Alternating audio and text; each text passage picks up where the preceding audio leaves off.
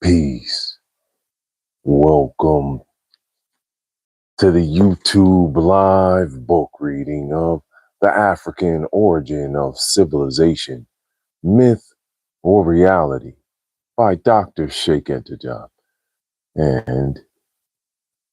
edited and translated by Mercer Cook. Divine Rising. Peace, YouTube. What's going on? It's a beautiful, beautiful start to a wonderful day, and we are headed into the weekend. So, let's get this started. Oh man, I had so much great work yesterday, and I got it done. That's what matters. And they were very happy too. All right. We pick up in the 10th chapter with this new reading. Wow, we're flying up there. This is the 47th reading of this book on this channel. The 10th chapter is where we pick up at, and it's page 217 at the top. All right, divine days and nights. Welcome. Let's begin. All right, here we go.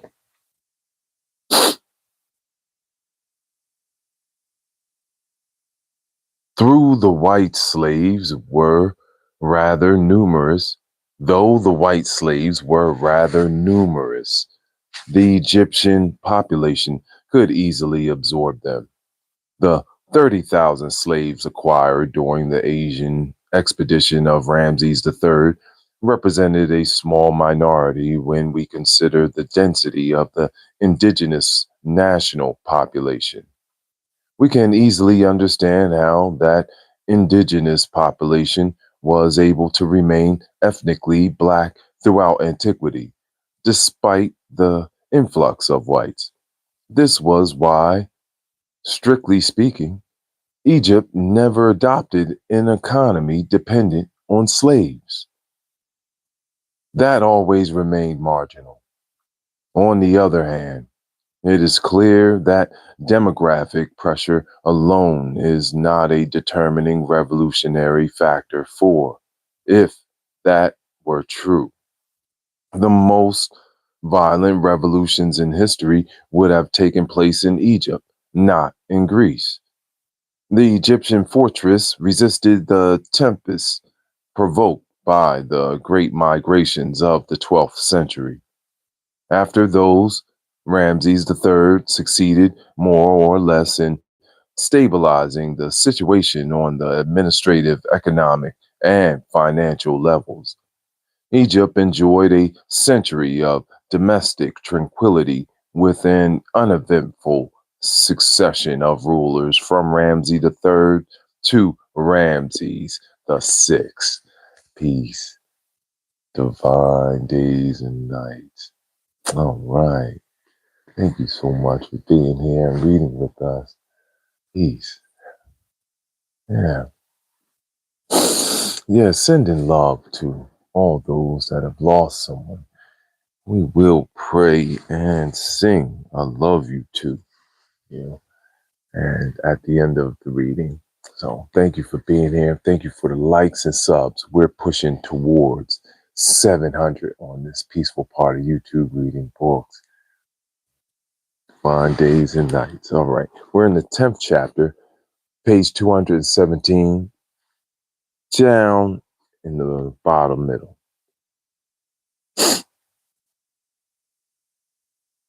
Nevertheless, the germs of feudalization had reappeared and were again undermining Egyptian society. Reinforcement of the clergy's administrative autonomy and the intensification of its immunity finally created a veritable clerical state within the Egyptian state. Like the king, the priest, of Amon centralized enormous power in the system, which would even be utilized to select the king and other officials and to make governmental decisions passed over into Greece, where it long continued alongside the secular institutions. The end of the 12th dynasty was characterized by vigorous social conflicts, the most important of which were strikes by workers at the Theban necropolis. The form of their grievances indicates that they were absolutely free but disciplined workers. Their demands for food could hardly endanger the principle, monarchical principle. They broke through the barricades set up by the guards who supervised their labor. Then they marched on Thebes, the capital. The vizier, or Digit, of Upper Egypt received the written complaints of their delegates and, with the assistance of the high priest Amon, gave them 50 sacks of wheat. The strikers went back to work, which shows how mild their demands were. Period. In the second part, 500, page 501. Beyond the bounds of legality, there were acts of banditry and dis- desecration of sepulchres. Desecration of sepulchres. Hmm.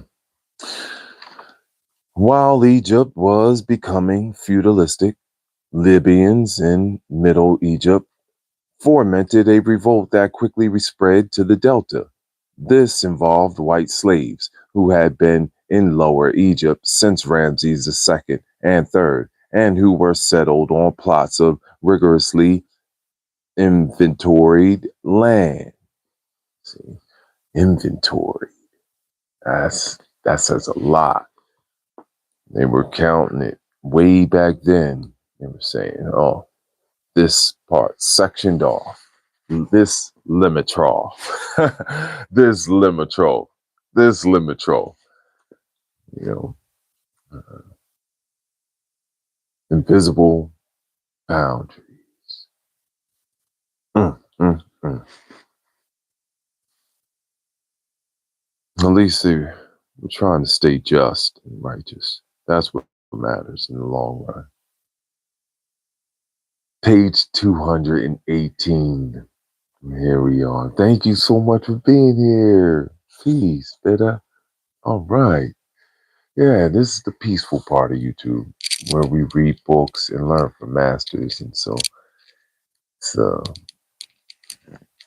chill spot here. Very clean as well.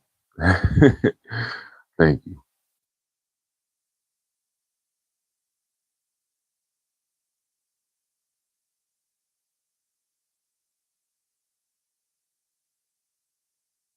During the low period, they tried to seize every opportunity to become free and even to establish a kind of military feudalism. Facing this definite threat of national unity, the country was saved for the fifth time by the South, the Nubian Sudan. Ramses VI appealed to the viceroy of Nubia, who destroyed the city of Hardai, center of the insurrection. Period. In his second part, page 506. The social decomposition of the regime reached a climax and experienced a phase similar to that of the Sixth Dynasty. Thus, Egyptian history again described a cycle that ended in feudalism without a frontal attack on the monarchical system. Nevertheless, Egypt's prestige abroad was so intact that the king of Tyre declared all industries came from Egypt, and all sciences first shone forth there. All right, we're moving into a new section. Peace. Yeah, we're moving into a new section down at the bottom of page 218. Thank you for being here. Awesome. Much love.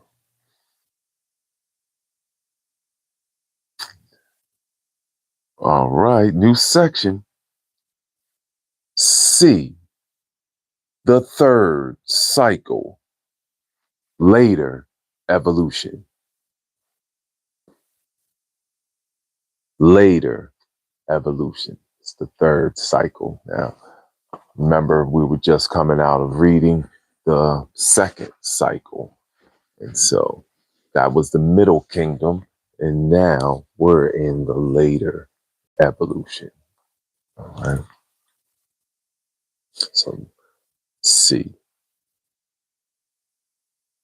For the third time, Egypt sank into feudalistic anarchy that lasted about 3 centuries. 1090 to 720 BCE. It did not end until a Sudanese Nubian intervention ignited a rebirth of national consciousness. With the entire Egyptian people behind them, the pharaohs who reigns formed the 25th dynasty, then stimulated a veritable national renaissance. The whole history of that dynasty was a supreme effort to form a united front against the foreign invader. So now they're all coming together to say, we got to work together, get this done. We need to coordinate Upper and Southern Egypt, the 25th dynasty. The whole history of that dynasty was a supreme effort to form a united front against the foreign invader. Under the 22nd and 23rd dynasties, feudalism had attained its zenith. All the Libyan and Achaean freedmen who occupied posts of any importance in the army set themselves up as chiefs or princes in their localities. Political power was thus usurped and fragmented by the whites of the Delta, more commonly designated by the generic term Libyan. Not one of them, however, was able to impose his authority over the country. Anarchy and decadence became general. Thank you for the likes. Thank you, gratitude. When the Libyan usurper, Asurkan, Asurkan tried to force his son on Thebes as an Amon priest, the Theban clergy fled to the Nubian Sudan. The king of Sudan, Pianke, moved immediately to reforge Egyptian unity by subduing one after another all the foreign rebels of Lower Egypt. These aliens had formed a new northern coalition under Tefneket. Only two of the alien feudal lords in the north had refused to join that alliance. So the country was divided into two camps. In the north, the coalition of white rebels, former slaves. In the south, the authentic Egyptian nation solidly behind the Sudanese king. In the eyes of the clergy, the guardian of tradition, this full-blooded black from the land of the ancestors was monarchical legitimacy incarnate. The battle began at Heracleopolis. Tefneket was defeated. Nimrod of Hermopolis surrendered. The siege of that city was led by Pianke in person. He had trenches dug around the town and wooden towers constructed from which catapults hurled projectiles on the besieged city. As a sign of submission, Nimrod sent Pianki his diadem and a tribute in gold. Period. Page 67. Then it was the turn of Memphis, which Tefneket vainly tried to defend with an army of 8,000 infantrymen and marines. Pianke attacked from the river, through the port, penetrated the city, and sacked it. He then entered Heliopolis, where he was solemnly and ritually crowned Pharaoh of Upper and Lower Egypt. Yes. These fine days and nights. Oh, said all pretty things. Thank you so much. Thank you for being here and reading with us. This peaceful part of you too. Much love. All right, we are getting closer down to the bottom of page 219. Those reading along. And I will put a brief vocabulary in the description when it's complete uploading, and you'll be able to see it. All right. Divine days and nights.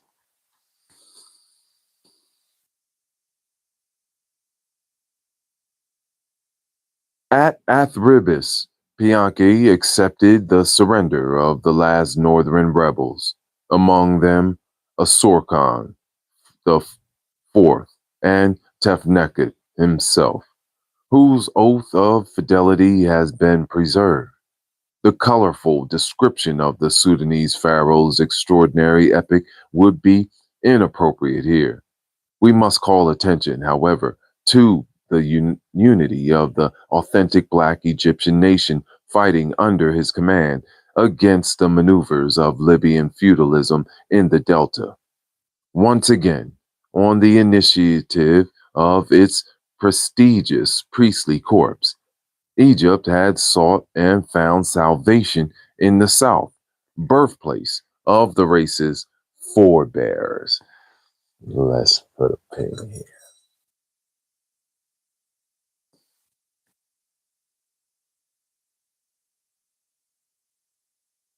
They came from the South.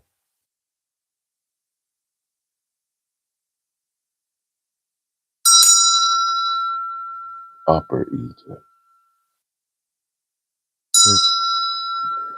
Yeah.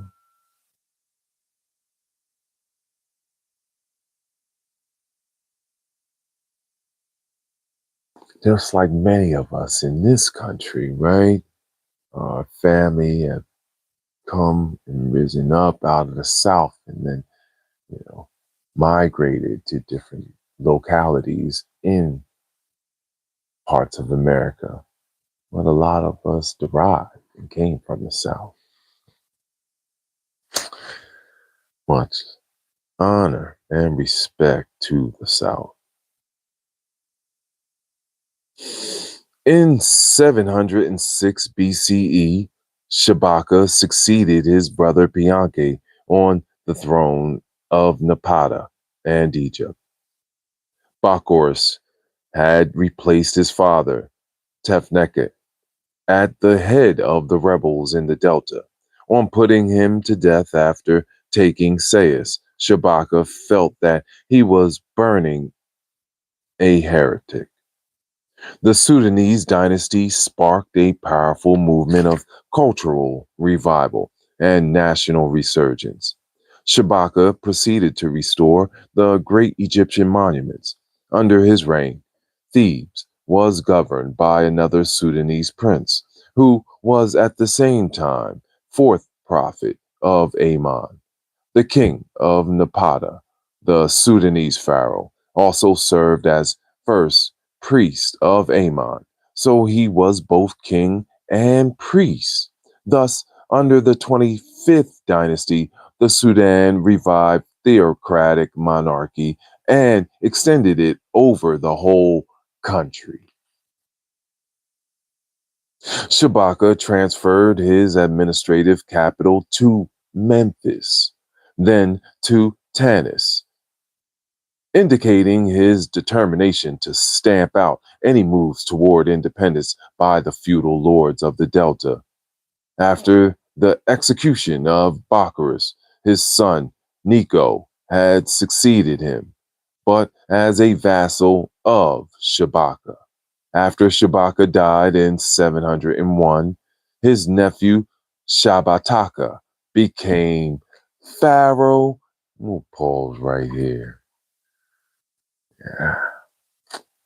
Nice, beautiful, peaceful reading. Get us off on our day. And then we go out there with confidence and shine light. Thank you so much for reading with us. So peaceful, right? The African origin of civilization, myth, or reality. Plowing through evolution of ancient Egypt in this 10th chapter. Political and social evolution of ancient Egypt. I'm your moderator and narrator, Uriel Riley. Thank you so much for reading with us, being in this peaceful part of YouTube. So, we got some work to do today. We're going to be on set and, get it done. Let's have a glass of love water in honor of this wonderful day. Today, I am 17,120. We're getting up there. Shaking it up on YouTube, reading books. Live from the light. All right. So let's do the honorable thing. Show love to our friends and family, those that have elevated. Praying for your family, sending love and hugs. And to all those solar returns, sending you big time respect and love. Thank you for being here on this planet and sharing your light with us. We love you. Love you.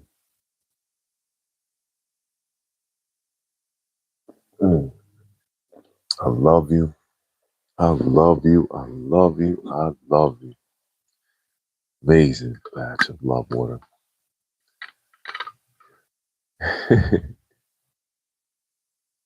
Gratitude. So tonight we are going to the teal cloud. Teal cloud tonight.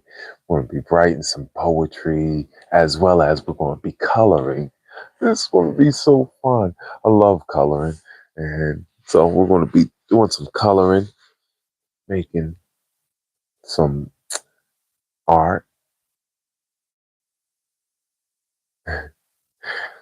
You have a wonderful, wonderful day.